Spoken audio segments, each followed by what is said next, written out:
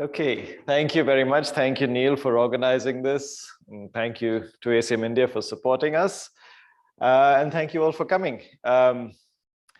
Okay, so before telling you about Refute Questions, I know some of you are fully aware, but I would also just like, for the benefit of everyone and setting the context, to tell you one of the reasons why I think these kinds of questions, these Refute Questions, are particularly important now.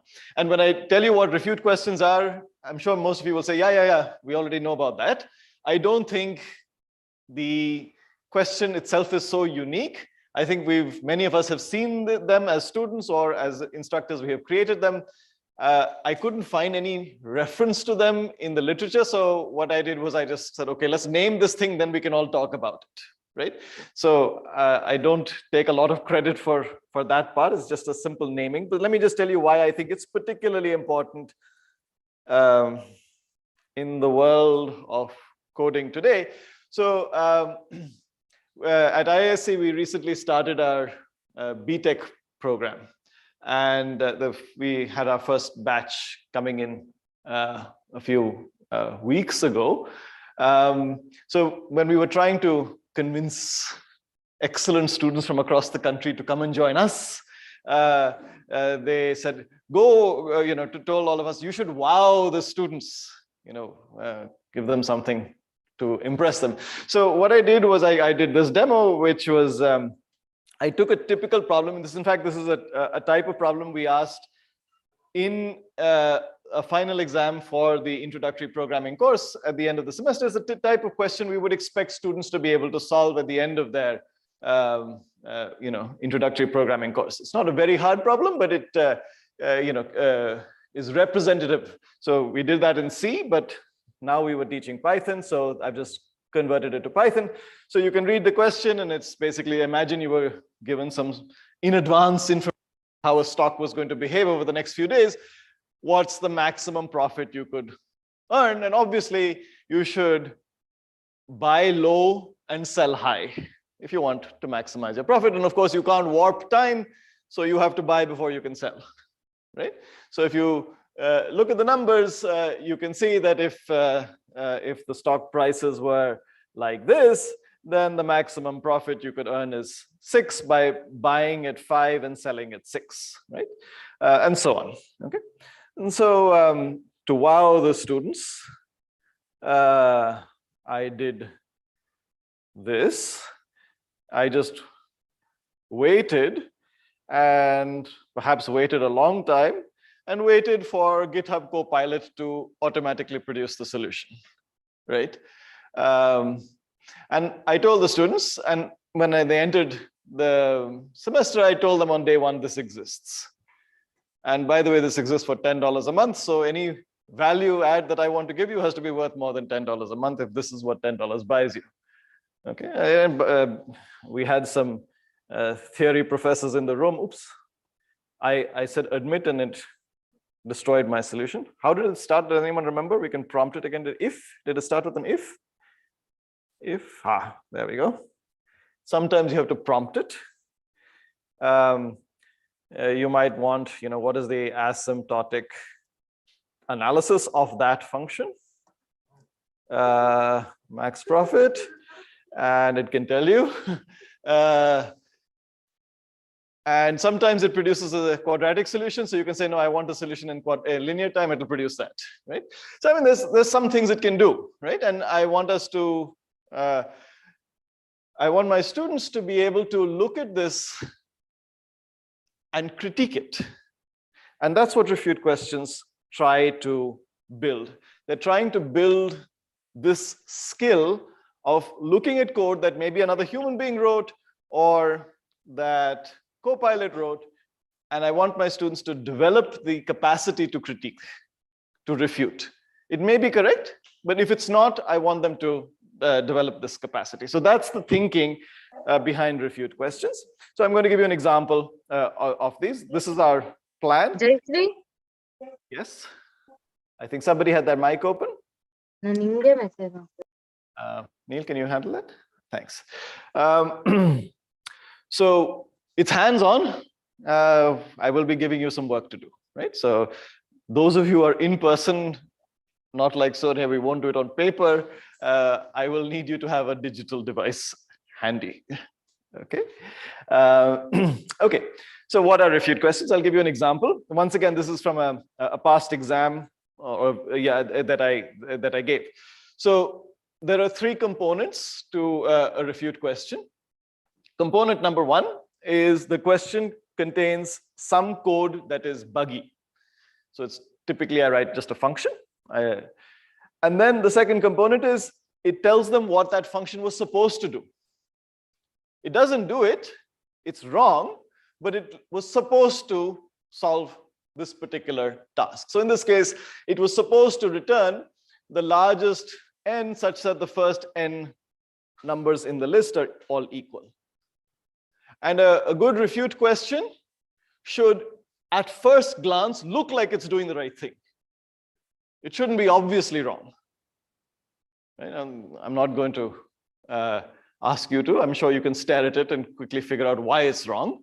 But for a CS1 student, a first-year student taking this should take them a little bit of time. It should look right. Venkatesh is at least scowling, so perhaps it is. Yeah? You're not scowling? Lost. Oh, you're lost. Great. Great. So there we go. So that's a good refute question. If it makes a IIT Hyderabad professor scowl at it and saying, what's wrong with it? It kind of looks right. Right? So good. Good. So that's a good one, right? And the third part, and that's the part that the students have to answer, that's a space for students to provide a counterexample. I want them to prove through a counterexample that this is wrong, right? So I'm expecting three things. I'm expecting an input to the function. I'm expecting what should have happened if it did satisfy its purpose. And what does it actually produce? And of course, those two things should be different, right? The expected answer, the correct answer, as per the purpose, should be different to the actual answer that the buggy function is producing. Okay? And again, when I have spoken about this to experienced faculty, they said, yeah, we asked these questions. Well, maybe not exactly like this, but we asked these, what's the big deal? So I'm not saying there's a big deal in terms of this. I'm not, it's a simple type of question. I just felt it wasn't named in the literature, so I just named it and let's discuss it, right? So that's what refute questions are. They're very simple, buggy pieces of code with a stated purpose where you ask students to produce a counterexample. Okay, you're asking them to refute it. And I hope you can all see why I think, especially in the light of Copilot, this is a very important skill to try and develop. Right? We want them, when Copilot or whoever, a human being or an AI system produces a piece of code, we want them to read and critique the written code and say, yeah, it doesn't look right. If it doesn't look right, fine. Can you think of a counterexample on which you can show that it's wrong? And then you can get rid of it and either fix it or rewrite it. Okay. So that's the idea. Any questions so far, either online or here?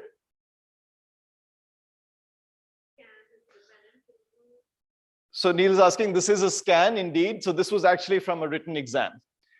Now, you can look at that and say, maybe this person just did guess and check, right?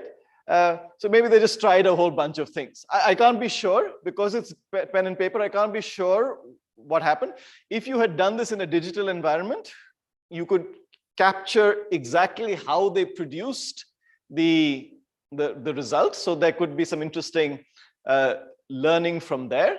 But in some sense, and I'll come back to this later, I don't think this is a purely guess and check, in the sense that at least they would have to have understood the English in the purpose well enough to know that the correct answer was 1.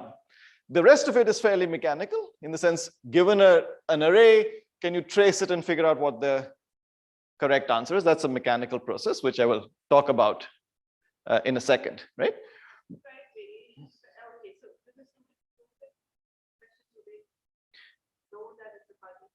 So the question is, yeah, do students know that it's a buggy program? So yes. So firstly, I prime them before the exam, I'm saying I'm going to ask you these kinds of questions, right? And then as you can see, that's the exact question text. I said the function is supposed to do this. I missed the part where I said in the question, this is not an exact scan of the question text, but I do tell them that, but it doesn't do it, right? It's incorrect, right? So I tell my students, I prep them ahead of time that I'm going to ask you such questions, right? So they're aware that they're going to see buggy code. Okay. Other questions? Okay. All right, so code tracing is at some level similar, but it's in fact, I think, quite different.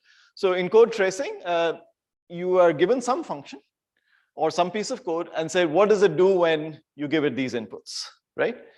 So, so this is an example of the same question, just cast as a code tracing question, right? Now, I want to talk a little bit about why I think refute questions are quite different from code tracing. So firstly, from the instructor's perspective, in a refute question, you want the code to try and do something. I mean, it's supposed to do something, right? So in contrast, a tracing question often does nothing interesting. I mean, you're trying to help students understand the data and control flow for particular syntactic structures. That's why you're typically asking them to trace code, right? So the code, what it actually does, doesn't have to be anything meaningful, right? And because of this, it's often a little bit harder to create refute questions. Code tracing, you just say, okay, I want conditionals and I want a loop. I want a loop with a conditional inside it. What it does, who cares? I just want them to see if they can trace it and say how many times the stars get printed or whatever, right? Or what does this list, what number is produced at the end of it, right? So it doesn't have to be doing anything interesting, right? So just a tip, which I shall call a pro tip, because I guess I've been trying this for a while. So is to take a look at interesting solutions that students did submit and thought were correct. And the thinking is, if some students thought that was correct, that might actually be a good refute question for future students. And I want to thank Neil for sharing a variation of this, which I hope you remember, Neil. You told me it in Jaipur, that why don't we mine solutions from, say, Code Forces or Code Chef, and look at solutions that didn't pass all the test cases. And maybe those were slightly tweaked and then it did pass all the test cases. So here is somebody who thought that was right, and maybe that becomes an interesting refute question. And so I have taken her seriously and I've got a student working on that, right? Sorry? That's amazing. Yeah, no, thank you. Thank you for sharing that. And I'll be really happy to share what they have found so far. Okay, so that's that. So that's from the instructor perspective, how I think they're different, and also from the student's perspective. As I said, tracing, I think, is a very mechanical exercise.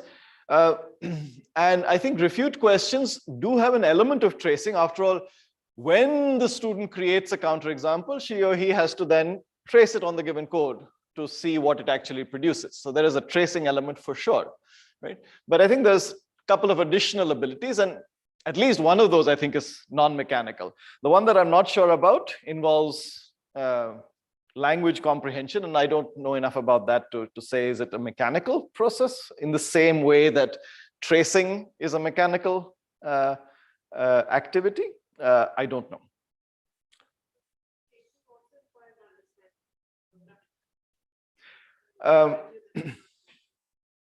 So Neil's comment is that in some sense, tracing also requires understanding and therefore may be non-mechanical. Yes, I agree. I guess the way I'm looking at it is we want students to get to the point where it's fairly mechanical, right? I mean, in some sense, you might argue, well, why do you want them to be able to trace it? I mean, let them run it on Python tutor or whatever. Let the system trace it for you, right? I mean, why is that such an important skill? Well, the thinking, and there's, this is when code tracing is discussed in the CS educational research literature, we say that tracing is a precursor skill to writing, right? Because if you're going to write, you need to be able to self-critique as you are writing. And so you have to sort of mentally trace, yeah, I'm writing the right thing, right? I mean, again, now with the advent of tools like Copilot, this may change, but thinking traditionally, and by traditionally, I mean pre-June of 2022, when GitHub decided to release this free for students, traditionally, we see tracing as a precursor skill to getting students to write code. Okay? And let me just clarify that view that code tracing is a precursor skill to code writing can be debated, right? Not everybody is sold on the idea, but certainly there is evidence that if you can't trace, you typically tend to be bad at writing code. So there is some association there. Okay, so these are the other components. So I said there are two other components. So I think there are three components to a refute question, which I shall abbreviate to CUT. So create, understand, and trace. And they fall out very naturally from the components that we're expecting students to produce as a response to a refute question. So there is the create part, and this I think is non-mechanical. They have to, I mean, it isn't obvious, right? When you were staring at that piece of code, it wasn't obvious how to create a counterexample. So you may have hunted a little bit. Maybe there's some heuristics that you applied. So there is something that is non-mechanical. That is the creating an input that is in fact a counterexample. So let me clarify here. When I grade a refute question, I now, having done it for a little bit of time, I now separate these three components. So when I look at the student's solution, I'll say, did she or he at least produce an example that could have been a counterexample, regardless of what else they wrote? So I'm just evaluating if the input is a valid counterexample, assuming they traced it correctly and they inferred the question correctly, right? So ignore those things, ignore what they wrote in the other boxes. Is this a valid counterexample? So for example, it turns out that for this particular problem, the smallest counterexample is of length 3, and it has to have the pattern ABA, where the middle number is not equal to the last. I mean, if you can stare at the question long enough, you'll figure that out. So this is a valid counterexample in that sense, right? And then did they demonstrate that they understood what the original purpose was? So if you remember, the purpose was find the largest n for which the first n numbers in the given array are all equal. So in this case, the answer is 1, right? So they've demonstrated understanding of the English part, and that text comprehension part, as I said earlier, I don't know if that is mechanical or non-mechanical, especially for our students who have enormous linguistic diversity. I don't know if this is a purely mechanical task. I don't know. And the tracing, as I said, I think is fairly mechanical. At least I would like it to be. So as I said, I evaluate the students on those 3 different measures, right? Those 3 different parts of their answer, right? Question, yeah.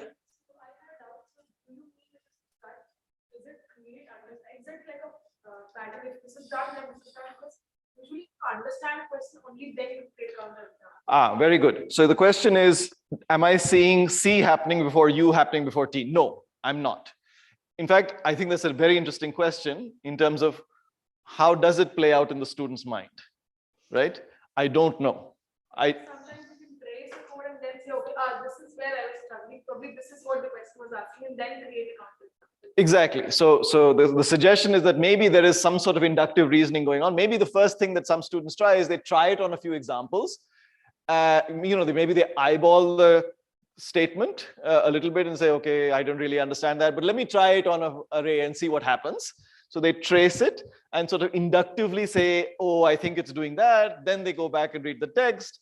I don't know. So I think it's a fascinating question. I don't have the tools to, for example, do eyeball tracking and things like that to see where people's attention is as they're solving these problems. But again, I think if somebody has interest, I think it's a fascinating question to try and understand what are the strategies students use to try and solve a refute question. But certainly to answer your question, no, I don't see it as a linear one pass process. I do see understand and trace as, I suspect understand and trace are precursor skills to be able to create the right kinds. But again, I don't know. This is a guess at this point. Also, question. Can we choose this way this example? Yes. Mm-hmm. When you choose these examples, are you careful in the way that, because some of these might also be sort of wrong in a syntactic way, right? In just how they're reading the input, right? Not in this algorithmic way, right? So are you careful about that? I do try. I mean, I'm human, so I do make mistakes now and then. But yes, I do try. I try to. At least, let me put it this way: all the examples that I have tried to just make them incorrect algorithmically, right? So, and of course, I do try so that there are some inputs on which it fails. So I don't want them to stumble on a counterexample just by trial and error. Let me put it that way, right? So, so for example, in this case, the ABA pattern, right? I mean, the fact that they had to construct a list of size 3 where the first and the last were equal, but the middle was not. I mean, if you just try random 3 tuples, you may be spending a lot of time, right? Trying to come up with a counterexample, right? And that, of course, is assuming you've understood the question so that you can answer the middle box correctly, right? The correct answer part. Yeah. So another thing I'm curious about, whether you've tried, is to ask if the students can formulate the question that this code is actually solving correctly. Because the code is doing something. Yes. In this example, I'm actually not sure what it's probably Yes. out. It's probably giving you a subsequence, a longest subsequence that's equal or something. Yeah, in this case, it's just basically counting how many times the first element appears in the list. Yes. So in this case, it has. So to answer your question, I did, in fact, in the last iteration where I gave this, I gave this question in this form, and then I said, and by the way, if it doesn't, I asked them in this form, it doesn't meet its purpose, so give me a counterexample. That's a refute question. And then tell me what it does do, right? Which is exactly what you asked, right? So when I originally proposed these, as I said, just named them for the purpose of discussion. When I originally proposed this, this was in a poster that I submitted last year.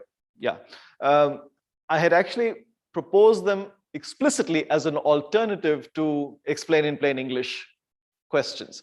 And the thinking there was that an explain in plain English question is we give you a piece of code and say, what does it do, right?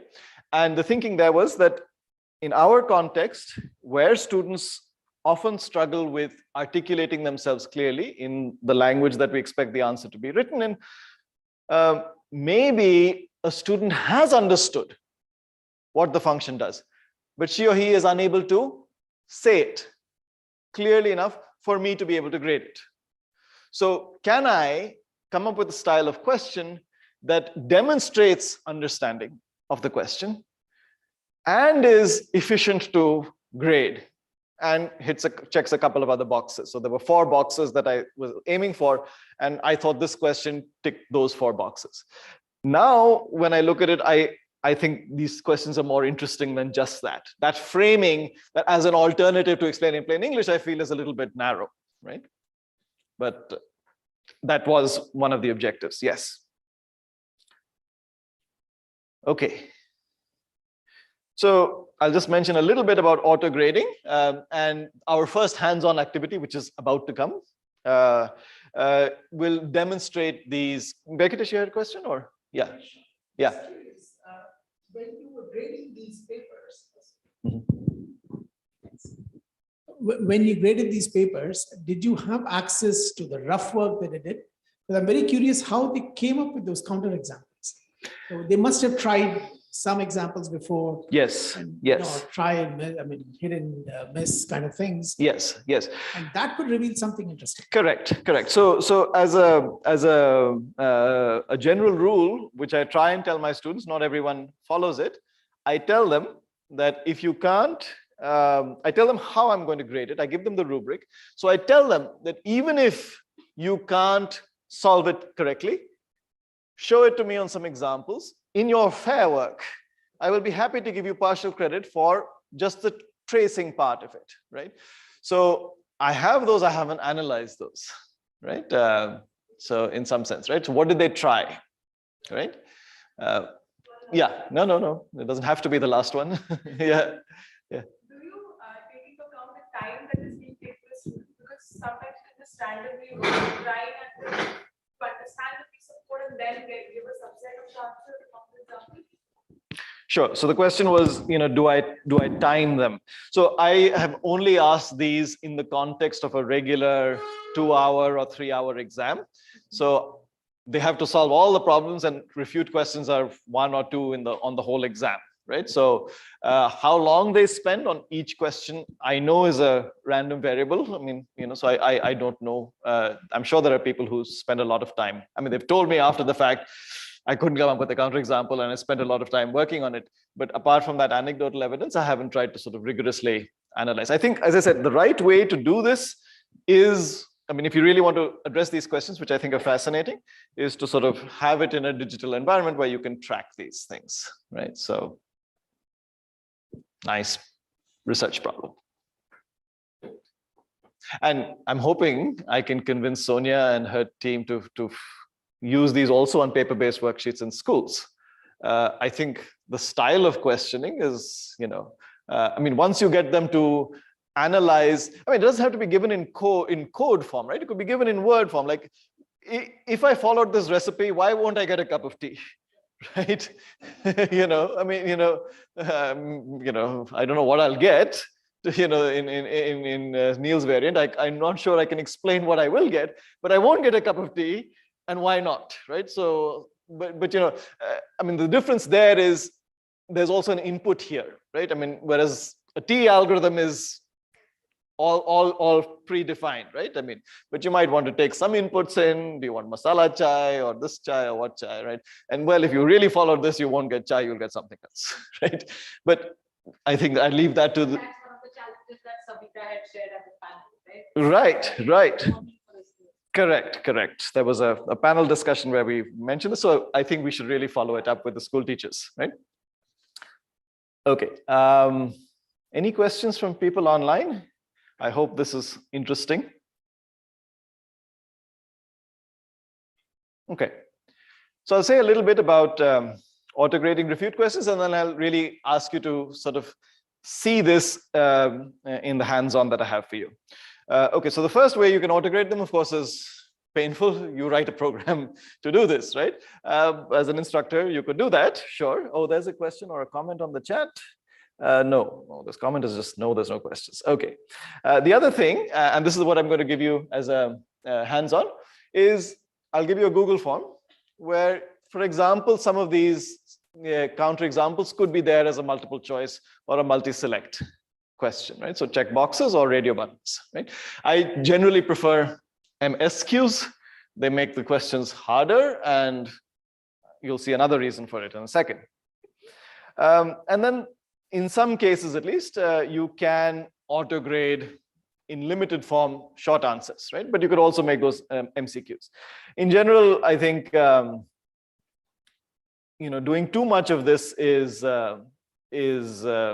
not very helpful. It really limits the kinds of questions, but there are some questions for which this is useful to do. Okay, so in this case, for example, you can sort of, the choices don't have to be precise numbers. They could be in the form of a template, right? Like one of the choices could be, well, any sequence of the form ABA, right? And that could be hidden in a range of choices. Okay. So I'm going to give you this in Google Forms so that you can actually try it out, right? So the way I'm going to do it is the following.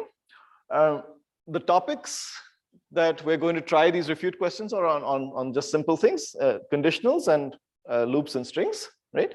And just while loops. You can choose if you want to do it in C or Python 3. Those are the only two choices I'm giving you. I hope one of those is palatable for you. And please remember that the code is actually buggy. It might look right, but I promise you it's buggy in some sense. Okay. And I'm not taking any of your personal data. So you can submit it as many times as you want. And as soon as you submit it, you'll get instant feedback on how well you did. Unfortunately, because of a quirk of Google, because I got 20 marks for the C and 20 marks for the Python, and you're choosing which one you want, the Google form will grade you out of 40, even though you're really only attempting questions worth 20 marks, right? So please remember, 20 out of 40 is 100%, right? If you don't like it, go work for Google and fix this bug, right? So I'm not giving no penalty for resubmission. Anyway, I don't even know who you are, right? So that's the link, tinyurl.com/refute task 1. I'll write this on the chat message. So, oh, there was a question. Does it depend upon memory-like things? I didn't quite understand. Oh, thank you, Neil. I didn't quite follow the question about does it depend on memory-like things. If you meant does it depend on memorization, or did you mean does it depend on memory efficiency? I didn't quite follow. Akshaja, if you can just clarify, please, I'll be really happy to try and answer that question. Memory efficiency. Okay, so I think if I understood your question, you're asking, could we ask a question that is wrong in the sense not of correctness, but in terms of efficiency, like, for example, memory efficiency? If I'm understanding your question correctly, yes, you could. I haven't asked those questions myself, right? So the question is, I mean, the code is not wrong for correctness reasons, but it's sort of inefficient. I guess you could. I haven't thought about that, and I haven't tried it myself. So please try it. If you think those are interesting, please, I would encourage you to try it. Yeah. So let's take a few minutes. This is hands-on. So I'm going to stop talking, and you're going to start thinking.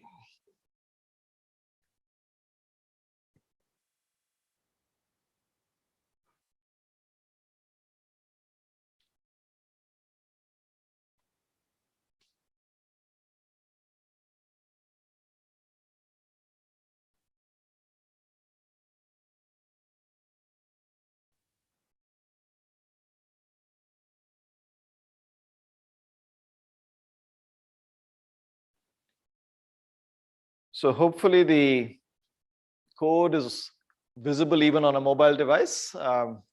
Yeah, excellent.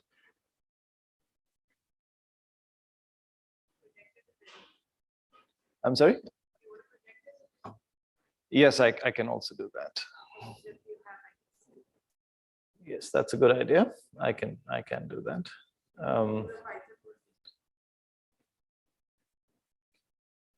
Should. Yeah, so I'm going to just project Python. So I think there are 3 such questions. So I'm giving you a flavor of all the things that I talked about. This one is multi-select. Which one of these is a valid counterexample? This one is templatized, right? I'm not telling you precisely, the second one, I'm not telling you precisely what, but I'm telling you in some sort of template form that S and T must have these properties. And the third one, I'm asking you to actually write your answer, right? So auto grading based on the answer, right? If any of the questions themselves are unclear, please do let me know.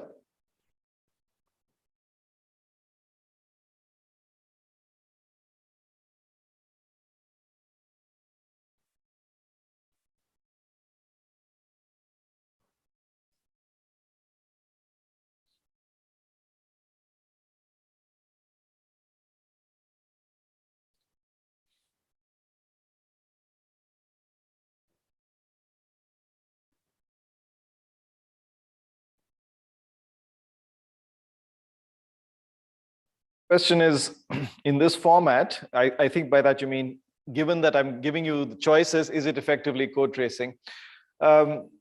Yes, I mean, it's very close now to code tracing. The only thing I'm still requiring students to do is understand, for example, what the definition of median is, right? And I hope you all remember what the definition of median is. If not, Google is your friend, right? But yes, that's one of the reasons why I don't like this style, because it is fairly easy to trace.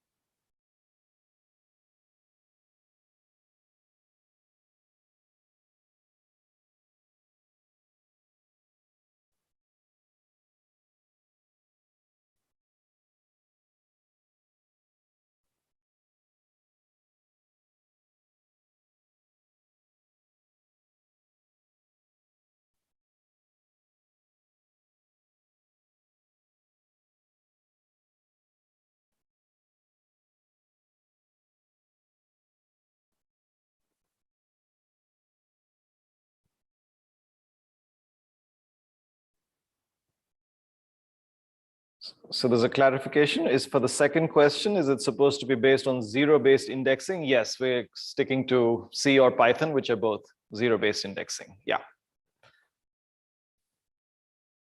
So yeah, I see on the chat a few people are done. So hopefully when you're done, you can click on view score and see your score. And if you don't like your score, you can attempt it again. So one of the reasons I prefer multi-select to multi-choice is also, there could be multiple correct answers. That's one thing. But then also the feedback I can control from Google Forms we can just tell you you're either fully right or you're not fully right. So even if you're partly right, you still get 0, which hurts. But then I tell the students, I grade them just based on attempts. Did you attempt it at least one time? You get 100%. If it hurts you, you're welcome to reattempt it, right? And of course, we'll discuss solutions later. So I put the onus on students to try and get 100% or 50% in this case.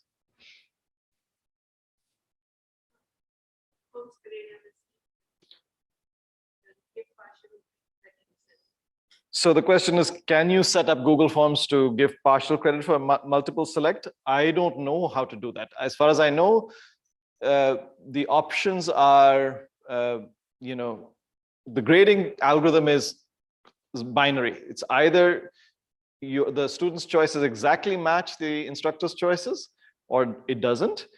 And then the options for revealing the answers are, again, either say nothing other than 0, 1, or when you reveal the answer, also tell them the right choices. So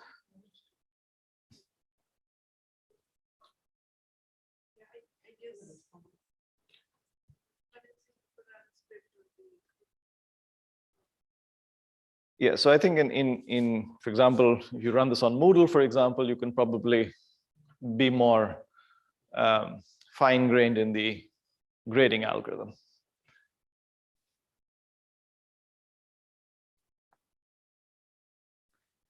Okay, so just to take a quick look at how we're doing, I have access to your responses, and you know, so in general, when I open one of these things is this is often what the histogram looks like, and then I mean just shifts as people try, and they it gets better and better, right? So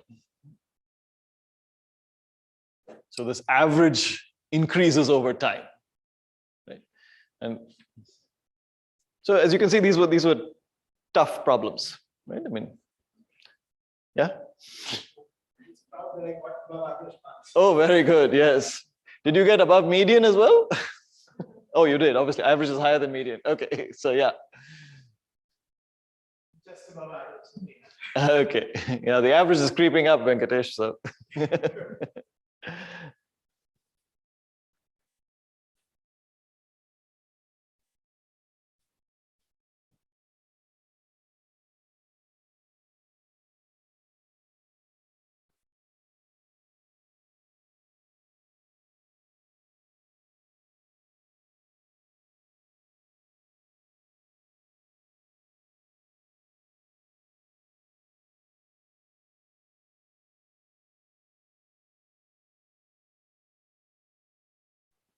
So here's what I suggest. I mean, I want you to have a flavor of them. So do try it and do submit at least once. So we'll wait until the responses go up to roughly the number of people who are here and participating.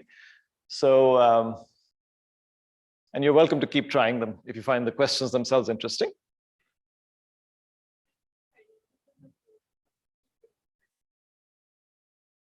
Which one is that?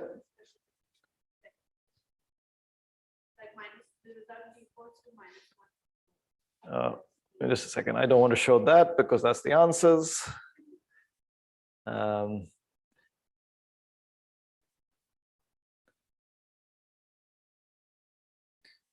So the function is supposed to calculate the first index at which they differ. And I guess your question is what happens if they don't differ at all, right? Yes, I now that I have created the question some time ago, I've forgotten what I meant for what to do if they're identical. In your code, the default value of result is -1. Yes, yes. So here is an example where the problem is actually not sufficiently clear. Yes, an added line that in case the strings in fact are identical, it should return -1. Right? That should have been part of the intention.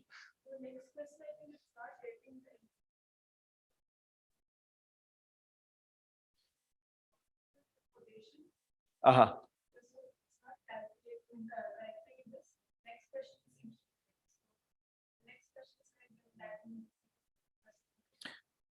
Okay, are you doing this on Python or C? Okay, so I hope I didn't do this. I made a last minute change to the form because I realized there was a small bug, and in the process of fixing that bug, I hope I didn't mess up. I'd be happy to discuss the answer. And so this particular question, let's park it, but it could be my fault in terms of setting up the form, right?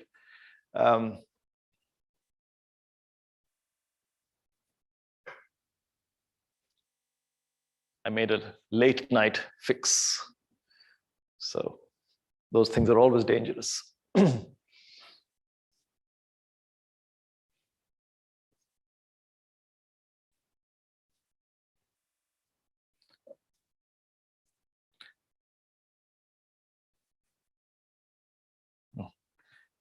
The median has fallen, but the average has gone up. Go figure.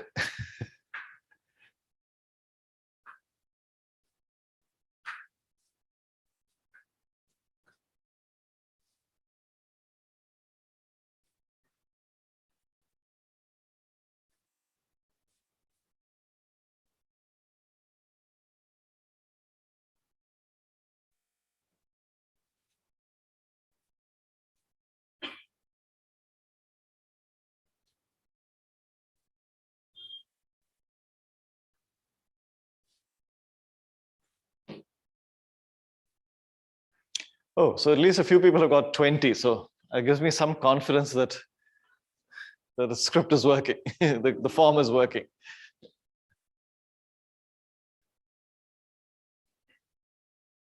I'm sorry? You can't reduce that. Well, as I said, I was worried. And I mean, I should be able to deduce that at this institution.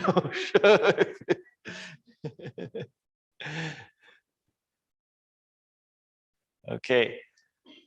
All right. So I think let's take one more minute and try and submit if you haven't already, and then we'll move on.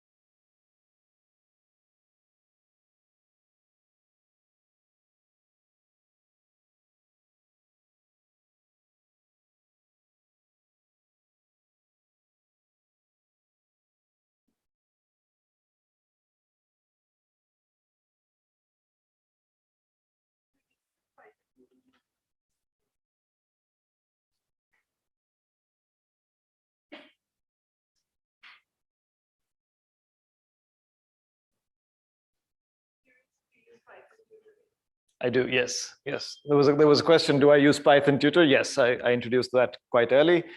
I encourage students to try out code on Python tutor in their own time. Okay, so I think let's, I'll leave it open, of course. You're welcome to try it later. Just that particular question you had about question 3, did it work finally the way you wanted to do, or did it not? No. Okay, so let's just, maybe we can discuss that. And so just as a fun thing, I sometimes do this when I'm, as I said, I evaluate students on these kinds of exercises. When they're doing it for practice, I say, if you make an attempt, I'm giving you 100%, right? And then I leave it to the student to decide if they want to improve their score if they don't like it, but then we want to learn from the process. So I use it in this formative sense. So here, the counterexample that I had in mind was the empty string, right? That's the only counterexample. So that's why I could use Google Forms to auto-grade it, because it's some exact input that fails. I mean, it could have been a small set of inputs, but they had to be exact. Otherwise, I'd have to write some, I mean, I could have written some sort of regex, but Google Forms way of regex is very painful, right? And it's only finite length regexes that you can handle, right?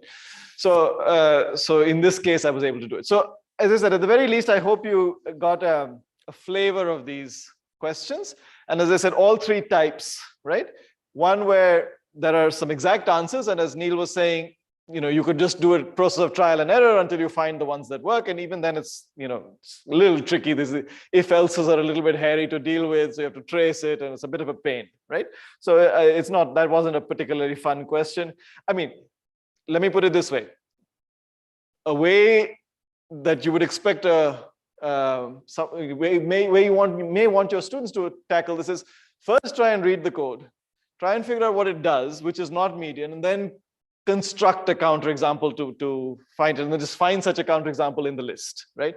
But the other possibility is also there for students to just trace, and see which ones don't produce the median, right? So that certainly is a viable strategy in this case.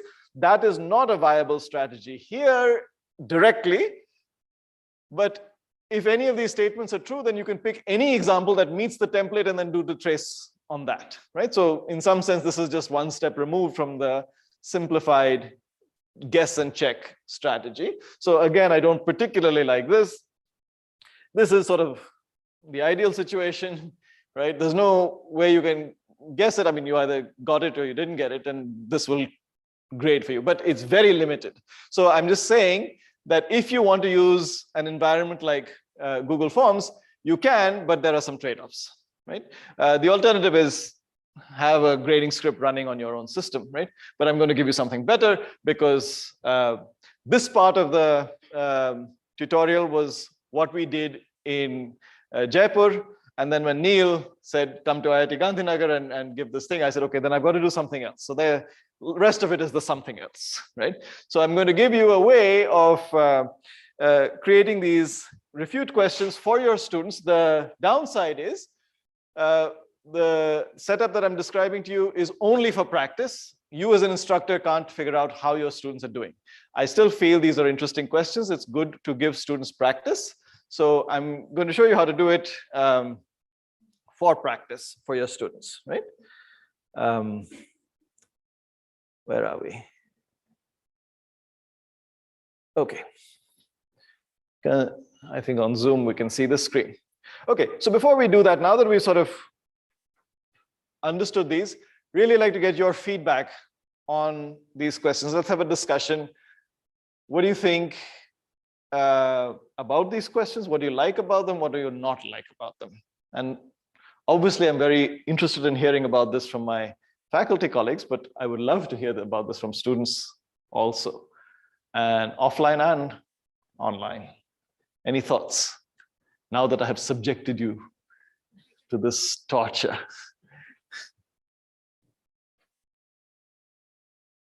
And you can tell me you hate them. Yeah, that's fine. Yeah.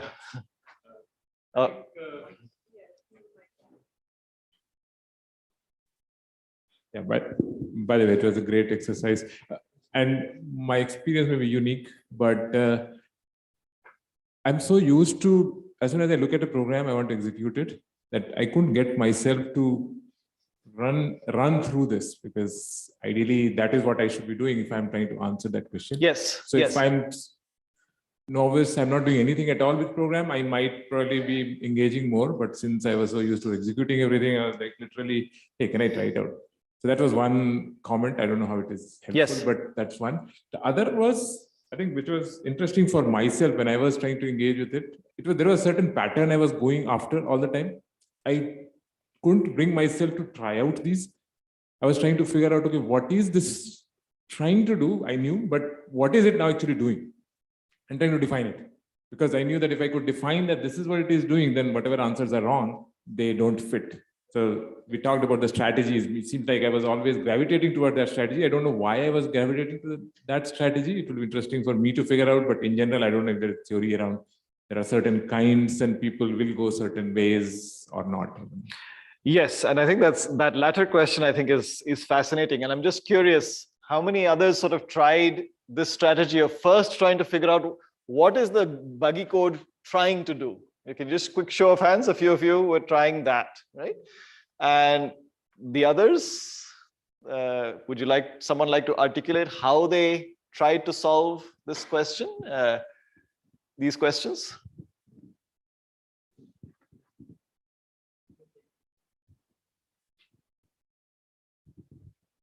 So for the string question, I misinterpreted the indexes as the characters. Mm-hmm. So what I input inside it was ABAC. That would work. Uh-huh. So when I entered that, so it showed me a mistake because ABAC was not a valid string. But since I was interpreting it as characters, so what I was doing was I was saying AB hai, so it'll move I and J. Again BA, so it'll return 1. since it was hard coded as 1, it gave me that as the right answer. And when I said the correct answer was 3, it gave me it as the wrong answer because it's not taking the string into account. Ah, okay. So I see. since the refute question knew that the answer was supposed to be 1, even though I did it incorrectly, that 1 point, I got that 1 point, but the rest 2 answers were correct. Wrong. Okay, yeah. So that's actually a mistake of the Google form limitation because I had to hard code the correct answers. Yeah. If there's something on the chat, just let me know. Yeah. Okay. So getting a little bit back to Mrityunjay's first comment, because you made 2 comments. The first one, I admit, is an artifact of asking these on written exams, where I know students can't execute them.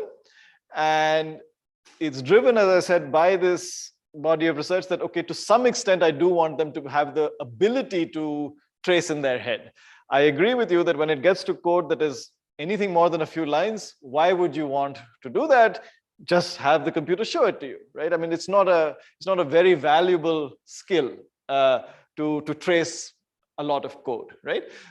So I agree with you that there is a threshold after which that should be the approach that any sensible person should take. If you really want to critique this code, well, execute it, try it on this and see if it works or doesn't work, right? So I agree with that. So it is a little bit of an artifact of, wanting to put these questions on the exam and wanting them to be more than just 2 or 3 lines. Take away the value of the question if you actually let them execute, but then because just executing is also not enough. Depends on what kind of question we frame, but to still execute, if you wrong answer, you don't know what it is giving, how it is giving. You frame the question in a way where even if you execute them, you still have to apply some brain and figure out. Or you think as soon as they can execute, you got the answer. Oh, sorry. So no, that's okay. I can repeat it. So at least as I understand your question. So I think your question is, even if you allow them to execute it, it's still, or does that take away from the refute question? I don't think so, because I think I mean, the primary reason I told you right at the start, especially now that I see the value of these questions, is helping them critique code that somebody has written, whether that is a human or not a human. And in that context, I do want them to be able to execute it, look at what was produced, and then from that, contrast that with what it was supposed to do. So I do want execution ideally to be part of that loop in when they do this as a real world skill, right? So I'm thinking of this as an educator to develop that.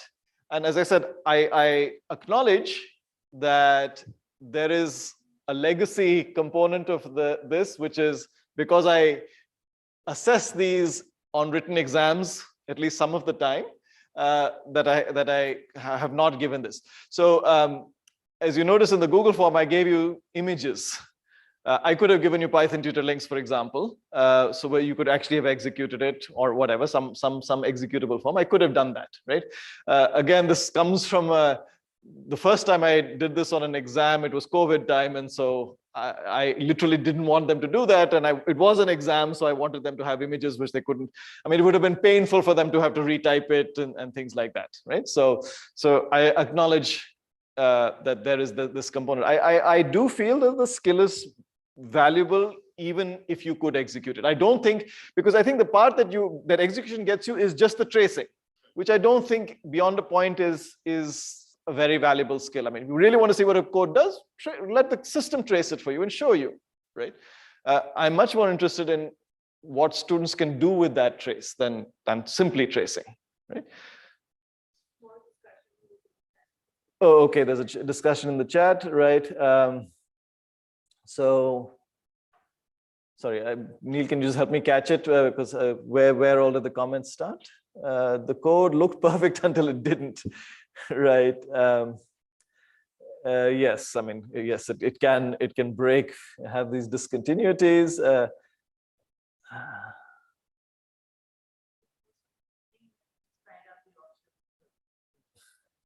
Right. Yeah, again, I don't know. I mean, there is this element of if you do ask it on the exam, are you gaming it or something like that? So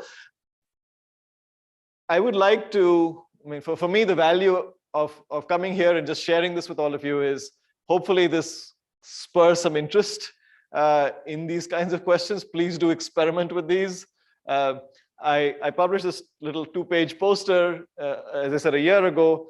I was very disappointed that it hasn't got any citations so far. So I just think if somebody finds these interesting, there are a lot of questions to explore, right? I mean, I'm not hankering for the citations. I just feel these are interesting, so somebody should explore them. I don't care if you don't cite the poster, but do explore them. I think they're interesting. And question, yeah.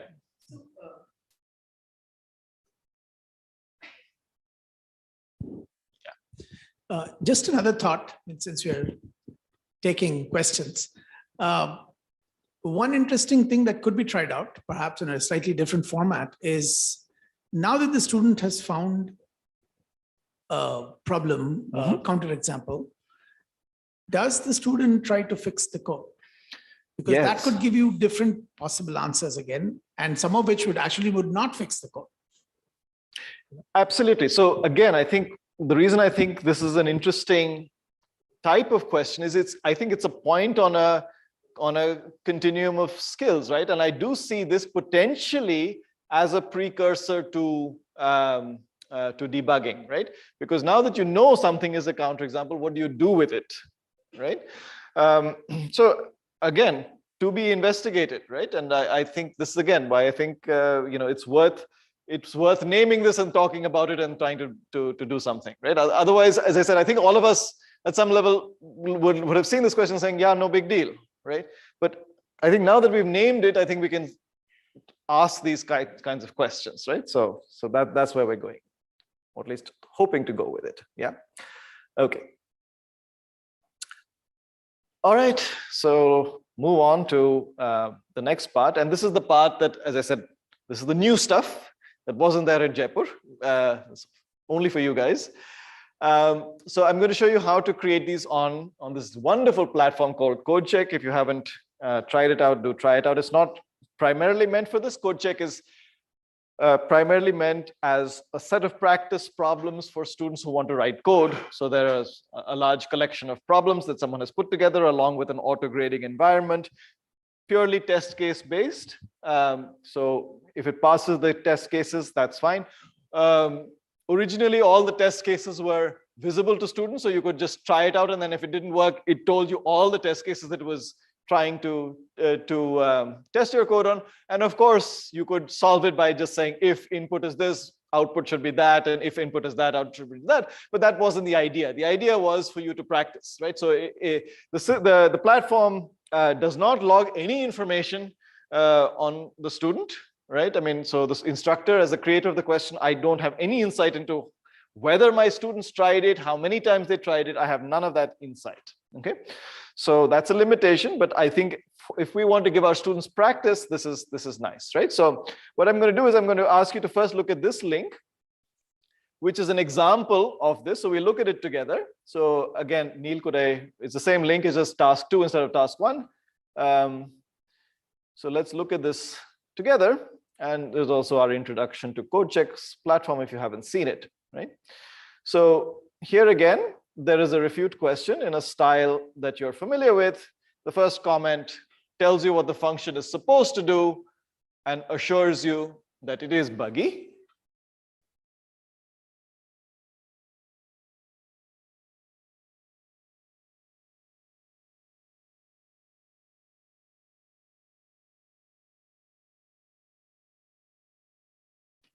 And once again, at first glance, it should look like it's doing many of the right things, the code.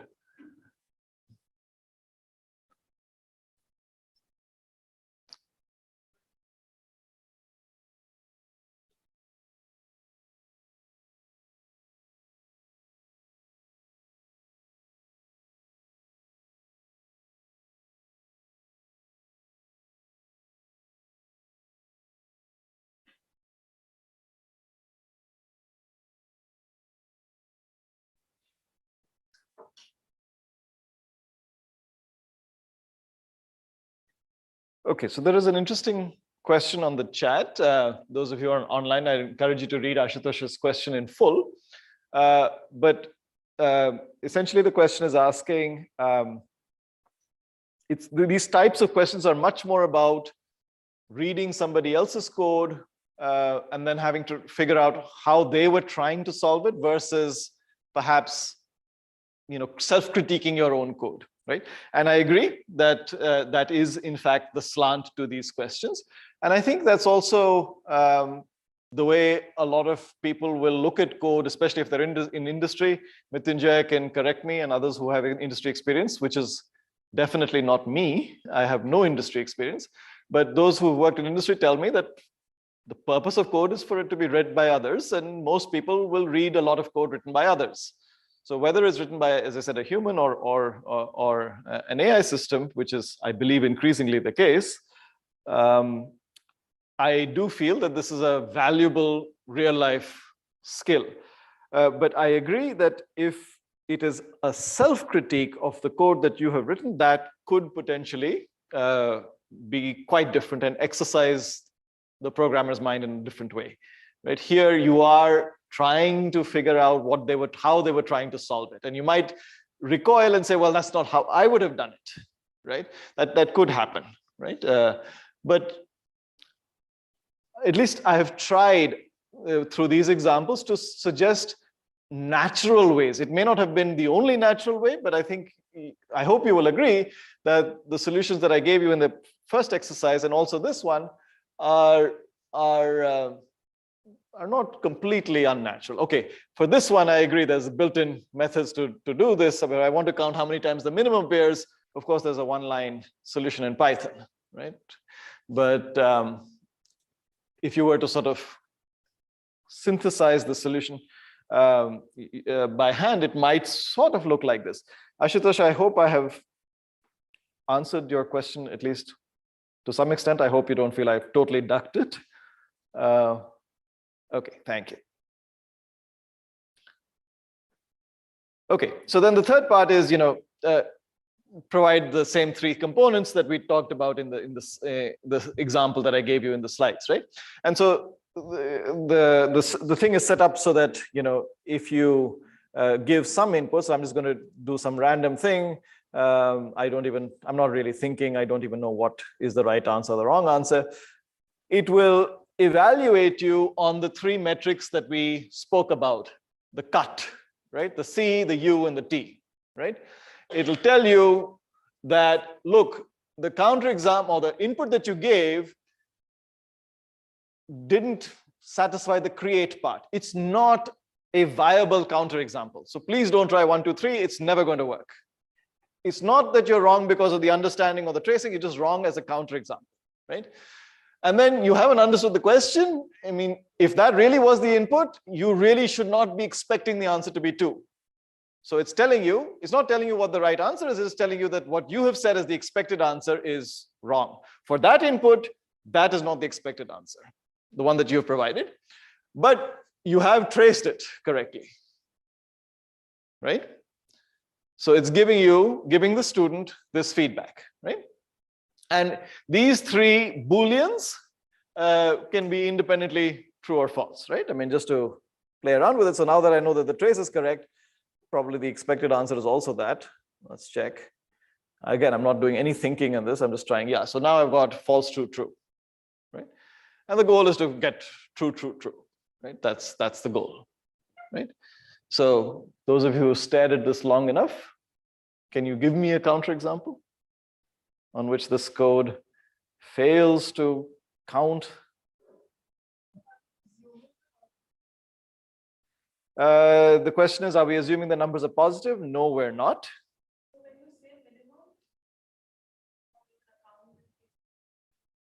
It should work for negatives as well. So for example, -1, -2, -3. I don't know. You tell me what the this should work for all of them. As you can see, the logic tries to sort of capture the 0th element as the minimum so far and tries to go below that, right? Now I'm completely wrong. I guess it should have been -3.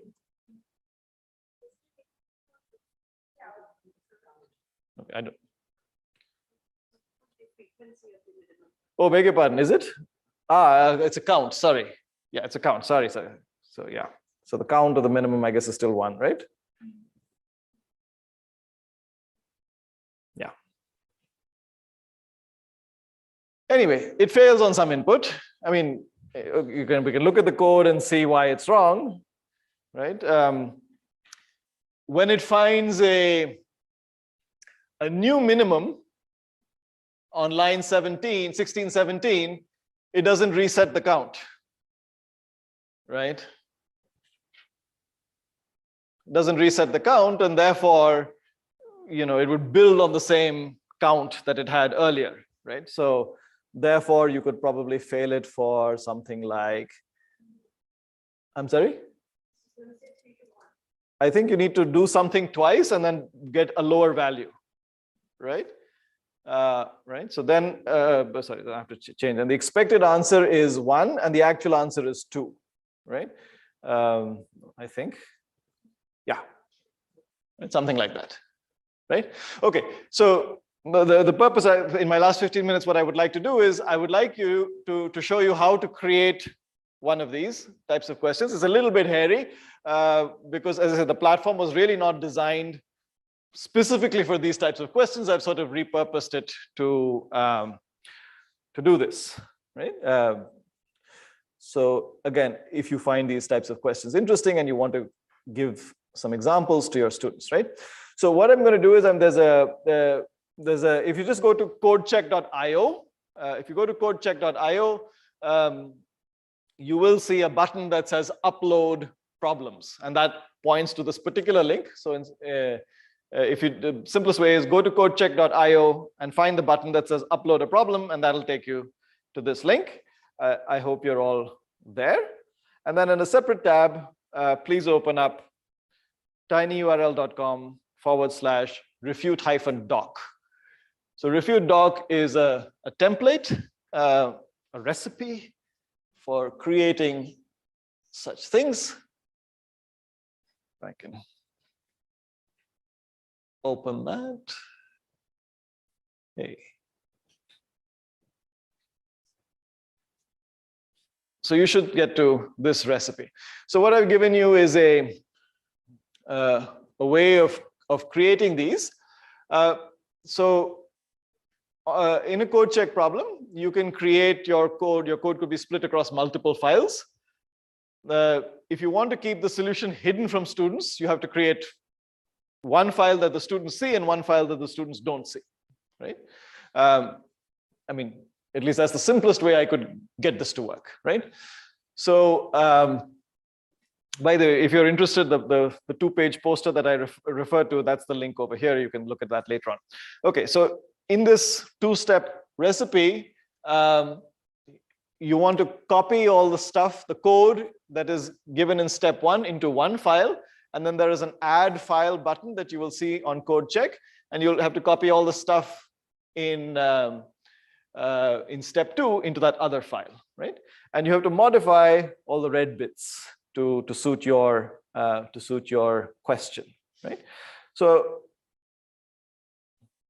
I would like you to try creating one of these. And again, if there's any ambiguities in any of the steps, this is my first opportunity to find out, and I look forward to your feedback on this, because this is the first time I'm sharing this stuff.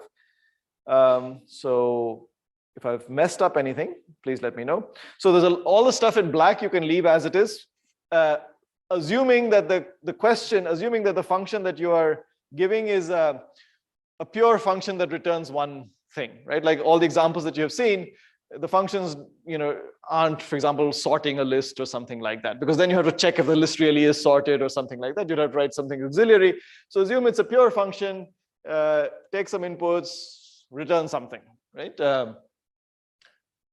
And if you have more than one input, then you have to tell me what, all those are. So you're welcome to work in pairs. Perhaps that's the best way of doing it. If you would like to work in, many of you are sitting in pairs. You're welcome to work in groups and create some of these problems. And if you like, this is entirely optional for you. If you like, you can share the code that you have produced, the examples that you've produced at this link, right? But that is entirely up to you. There's a selfish reason for me to ask you this. I'm at SIGSE at the coming conference. I would like to share some examples of Refute questions. So I'm requesting your assistance in crowdsourcing some examples, especially from domains of computer science that I know very little about. I know very little about most of computer science. So other domains where you think these might be. I was speaking to Dr. Bhumika Shah from Gujarat Technical University, who's creating some Refute questions in the context of databases. So incorrect SQL queries, right? Where the counterexample is a small table. On this table, this SQL query should produce this, but in fact, it produces something else, right? So she's working on some examples there, but I don't know much about databases. So it would be very nice. Automata theory of, that stuff. I think these are valuable, maybe networking, I don't know, it's up to you, right? So if you're interested, you can share some, and I'll be happy, of course, to attribute these to you if you like. So please let me know in the chat and here if the template is difficult to follow for some reason. I'll be happy to clarify any of the steps.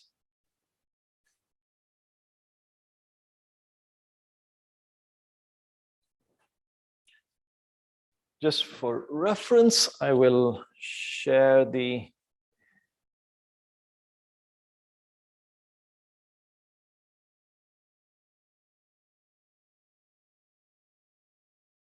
this is what the actual two files look like for the countmin question that we just did.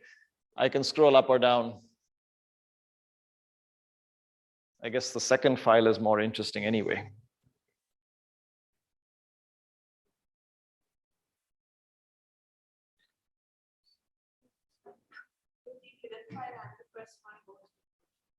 Yes, you add a file and then you do the second one, then you do submit changes.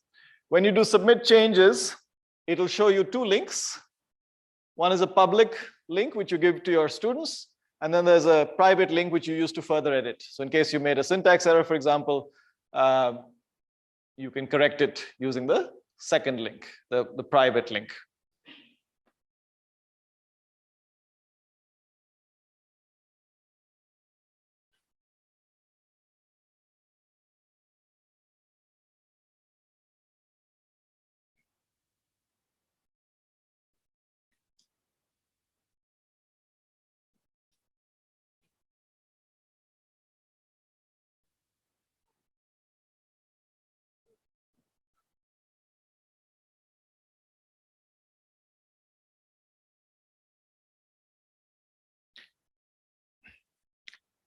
So I guess this part is much more interesting to instructors than to students. Students don't really want to see how instructors create questions. Something happens.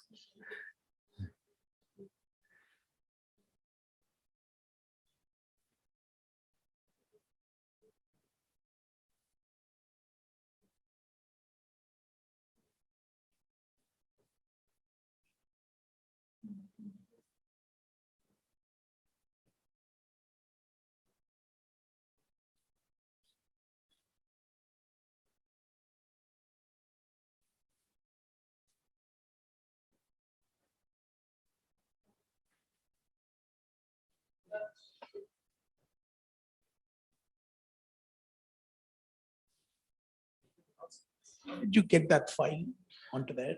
Or am I supposed to just copy paste from there, or is there something that So when you go to the upload problems, that link that I had shared earlier, so let me back up, go to my slideshow. So when you go to codecheck.io, there should be a button there to upload problems. That's the first link. That should show you essentially a blank version of what I'm showing you now. Right. And where are we? And what I have done is in the first text box, I have copied the code that I want students to see. Then I have clicked the add file button to create a second such box. In there, I have copied the hidden code. And all the red bits have to be modified based on this Yeah. precise question that you want, right? So copy stuff from step 1 into the first box, step 2 into the second box. That's all right. Yeah. Thanks.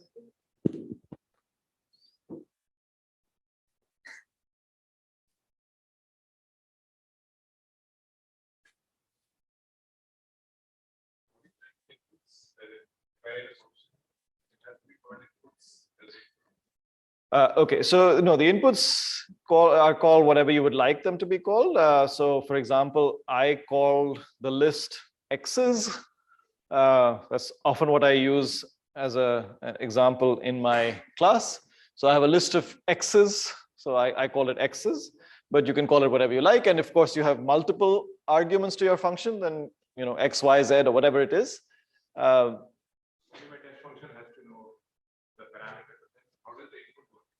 So yeah. So what you would do is, right now I have one line that expects the one argument. You would have many such lines. You would have many such. So input 1, input 2, input 3. Yeah. I mean, so when you're requesting the counterexample from the students, you're saying, give me a value of input 1 and input 2 and input 3 such that this function produces the wrong answer, right? So they would have to know, you'd have to provide a full set of inputs, unless, for example, your function has default values for certain parameters. Yeah.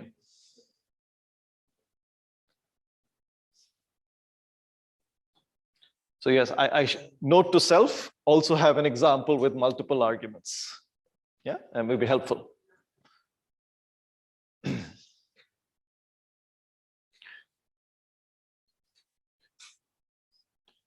So, as I said, I realized that in this audience, we have only some instructors. So this may be particularly interesting to them, but I'm happy to take other questions in the last few minutes that we have, because that's all I had to present. Any closing thoughts, comments, critique, refutation of refute questions? All are. This platform works only for programming language, not for the SQL or. So code check, yes, it works for a handful of programming languages. It's really meant for students learning programming. I haven't fully explored what all it does support. So, and it's, yeah, Kay Horstman is the researcher who maintains it.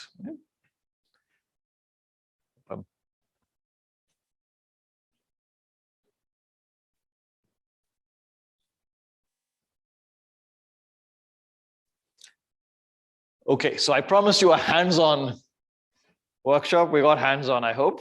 Yeah. And I think we've earned lunch.